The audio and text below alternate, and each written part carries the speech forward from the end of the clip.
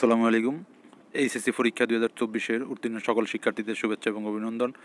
তো অনেকেই জানতে চাইছেন বা অনেকেই চিন্তিত যে 2023-এর এইচএসসি ব্যাচের 2023-এর রেজাল্ট প্রকাশিত হয়নি।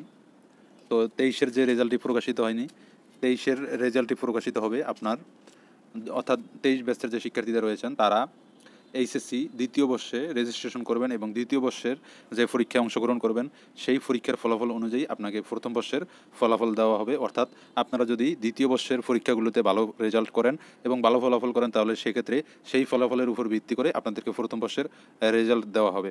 তো 2023-এর ফলাফল প্রকাশিত হয়নি, আপনারা আশা করি বিষয়টি বুঝতে পেরেছেন এবং এছাড়াও কারো কোনো বিষয় জানা থাকলে অবশ্যই কমেন্ট বক্সে জানাবেন।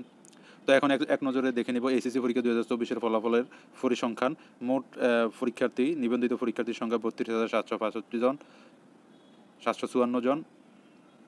এ প্লাস পেয়েছে 53 জন, এ পেয়েছে 1,708 জন, এ মাইনাস পেয়েছে 5,445 জন, বি পেয়েছে 11,154 জন, সি পেয়েছে 13,489 জন, ডি পেয়েছে 897 জন। চূড়ান্তভাবে পরীক্ষা উত্তীর্ণ শিক্ষার্থীর সংখ্যা 32,746 জন, পাশের হার 99.98%। এবং ছাত্রছাত্রী অনুপাতে এখানে শিক্ষার্থীর রেজাল্ট দেখতে পাচ্ছেন, পাশের হার।